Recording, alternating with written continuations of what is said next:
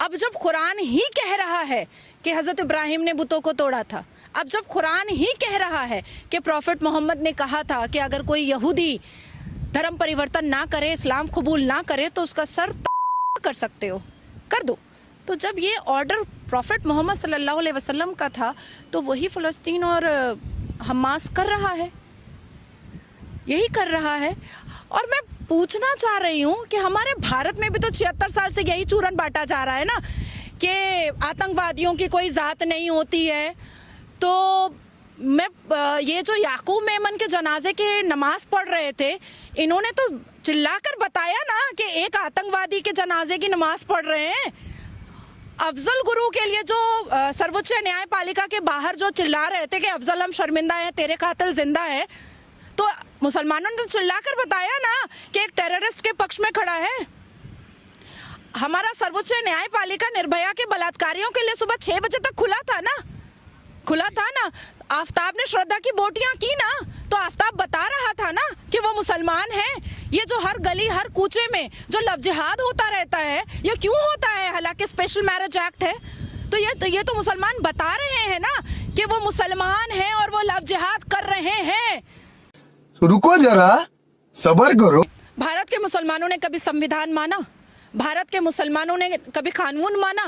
भारत के मुसलमान सिर्फ फ्रीडम ऑफ स्पीच मानते हैं, फ्रीडम ऑफ एक्सप्रेशन मानते हैं और फंडामेंटल राइट्स मानते हैं। लेकिन यही फंडामेंटल राइट्स के सारे आर्टिकल्स अगर सनातनी कह दें तो फिर इनको बुरा लग जाएगा, इनको बहुत बुरा लग जाएगा। आज अगर मैं खड़े होकर के कहती हूँ कि प्रॉफिट मोहम्मद सल्लल्लाहु अलैहि वसल्लम की 4 बीवियां नहीं थी, झूठ फैलाया गया है, उनकी 9 बीवियां थी, ये कुरान कह रहा है, तो मैं दूसरे दिन नारा लग जाएगा कि नाजिया का सर तन से जुदा। तो जो लोग कुरान के खिलाफ जाकर के मज़ार परस्ती कर रहे हैं, उनका सर तन से जुदा क्यों नहीं होना चाहिए? जो लोग कुरान के खिलाफ जाकर के फ़िरका परस्ती कर रहे हैं, उनका सर तन से जुदा क्यों नहीं होना चाहिए? जो लोग मज़ार के नाम पर लाखों करोड़ों अरबों चंदा उठा रहे हैं, उनका सर तन से जुदा क्यों नहीं होना चाहिए? जो लोग मुसलमान को सामने रख करके अपनी अपनी दुकान चला रहे हैं, उनका सर तन से जुदा क्यों नहीं होना चाहिए? जो नासिर खान बलात्कार करके निकाह पढ़ता है बाहर, जेल से बाहर आने के बाद, और उसके निकाह का वलीमा का बिरयानी खाने के लिए सारे मुसलमान लाइन लगा करके लहंगा और चोली पहन कर जाते हैं, उस नासिर खान के खिलाफ सर तन से जुदा का नारा क्यों नहीं लगता है?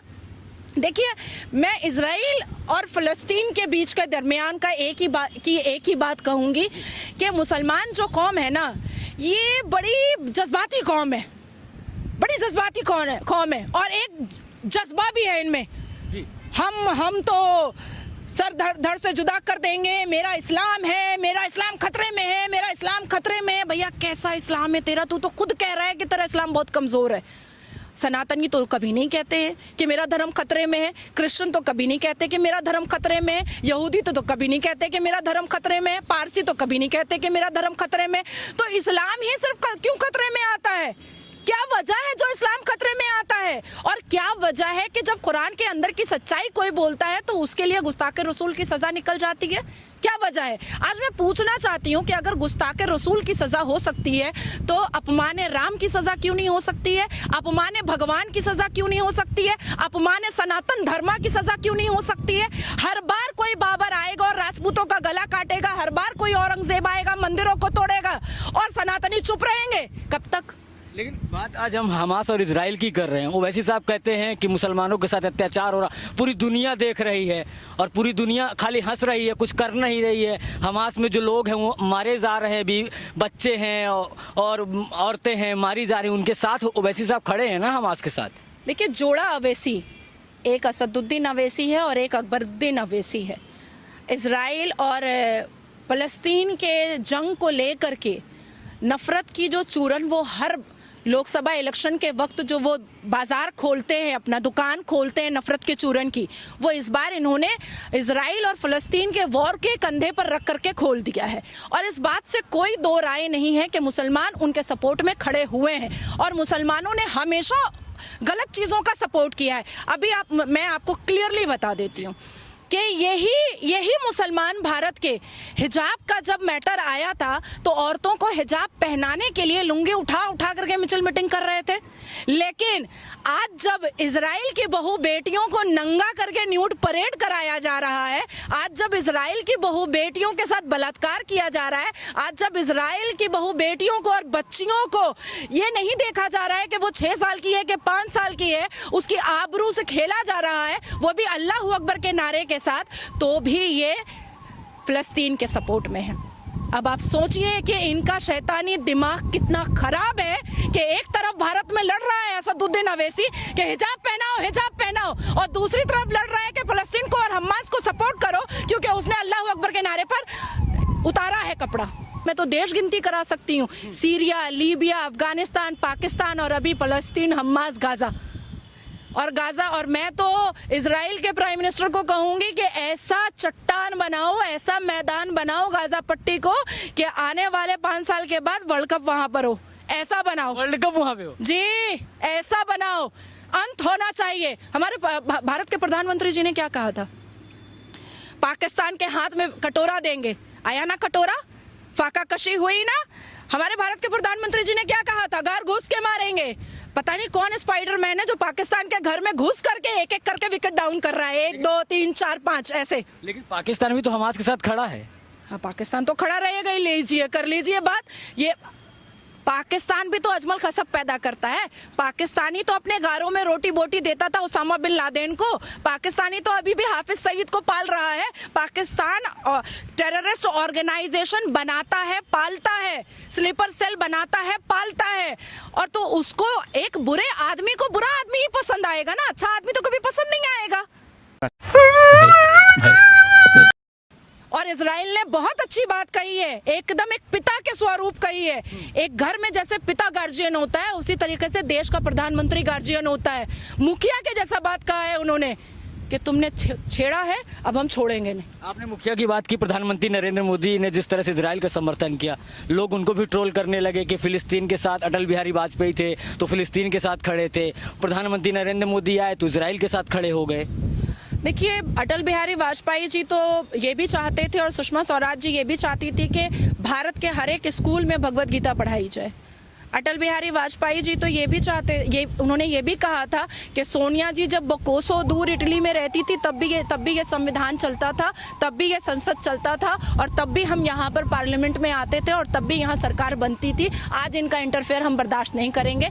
लेकिन भारत में जो हमास का समर्थन कर रहे हैं उनको लेकर आप क्या कहना चाहेंगे? क्योंकि आपके लाखों फॉलोअर्स हैं, वो लोग कह रहे हैं कि भारत में हमास का जिस तरह से विरोध किया जा रहा है, मीडिया हमास को आतंकवादी दिखा रही है, और बहुत से लोग हैं, थोड़ी मात्रा में नहीं है, जो हमास के साथ खड़े, उनको आप क्या कहना चाहेंगे? देखिए, मैं अपनी माँ से बहुत मोहब्बत करती हूँ और मेरी माँ का नाम है भारत। मैं भारत माता बोलती हूँ। मेरे भारत का अपमान जो भी करेगा मैं उसके खिलाफ हूँ। मेरा धर्म संविधान है, मेरे संविधान की विरोधिता जो भी करेगा मैं उसके खिलाफ हूँ। मैं मुसलमान हूँ, मैं ला इलाहा इल्लल्लाह मोहम्मदुर रसूलुल्लाह मैं पढ़ती हूँ, 5 वक्त नमाज पढ़ती हूँ, लाली बॉर्डर से बहुत दूर रहती हूँ, लेकिन जिहादियों के समर्थन में मैं कभी नहीं आ सकती। मुसलमान बलात्कारियों के समर्थन में मैं कभी नहीं आ सकती हूँ। मर्डरर के समर्थन में मैं कभी नहीं आ सकती हूँ। जो मुसलमान लव जिहाद करते हैं उनके समर्थन में मैं कभी नहीं आ सकती हूँ। जो औरंगजेब मंदिर तोड़ता है मैं उसके समर्थन में कभी नहीं आ सकती हूँ। एक सफेद बिल्डिंग है आगरा में जिसको शाहजहां ने प्रेम की निशानी बनाई थी। इतिहास के पन्नों को खोलिए, पता चलेगा कि ये जो जज्बे वाले कौम के जो शाहजहां बादशाह हैं ना, उन्होंने मुमताज की छोटी बहन, बड़ी बहन, चचेरी बहन, ममेरी बहन सबसे शादी कर डाली थी। तो ऐसा प्यार का चाहिए निशानी आपको, या भारतवासियों को चाहिए ऐसे प्यार की निशानी? मैं ये चाहूंगी कि मेरे पति की शादी, मेरे शौहर की शादी मेरी बड़ी बहन से भी हो जाए, मेरी छोटी बहन से भी हो जाए। आंखें खोलनी पड़ेंगी मुसलमानों को। पहला व्यक्ति आया है हमारे भारत में मुखिया बन करके, श्री नरेंद्र दामोदर दास मोदी, जिसने मुसलमानों को एहसास दिलाया कि किसी के तुम मत बनो, किसी के पाल मत बनो, अपनी जिंदगी में खड़े हो जाओ, पढ़ो लिखो और आगे बढ़ो, अपना फैसला खुद करो। आप प्रधानमंत्री के बयान के साथ हैं, लेकिन एक बात और सवाल यहाँ पर खड़ा होता है कि कांग्रेस पार्टी ने जिस तरह से फिलिस्तीन के साथ सॉलिडरिटी दिखाई है, वो भी तो इस देश की पार्टी है।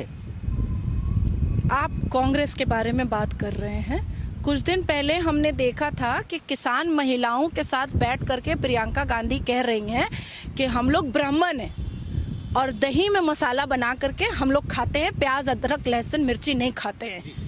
और उसके 5 दिन के बाद हमने देखा कि राहुल गांधी लालू प्रसाद के साथ मटन बना रहे हैं और प्रियंका वाड्रा जो है वो खा रही हैं। ये ब्राह्मण है, ठीक है। न्यूज़ क्लिक, ठीक है। जिस चाइना का बोतल भी हम लोग लेना नहीं चाहते हैं प्लास्टिक का, आज राष्ट्रवाद बन करके जो पत्रकार घूमते थे, आज उनका जो सच है वो सब सामने आ गया। बाप बड़ा ना भैया, सबसे बड़ा रुपया, ठीक है। सब सच सामने आ गया। कांग्रेस का ज़माना था तब अजमल कसब आता था, कांग्रेस का ज़माना था तब पार्लियामेंट में अटैक होता था टेररिस्ट, कांग्रेस का ज़माना था तब याकूब मेमन यहाँ पर पलता पुसाता था और उसकी जनाजे की नमाज होती थी, कांग्रेस का ज़माना था तब बलात्कारियों के लिए सर्वोच्च न्यायपालिका सुबह के 4 बजे तक खुला रहता था। तो वैसा ज़माना चाहिए क्या?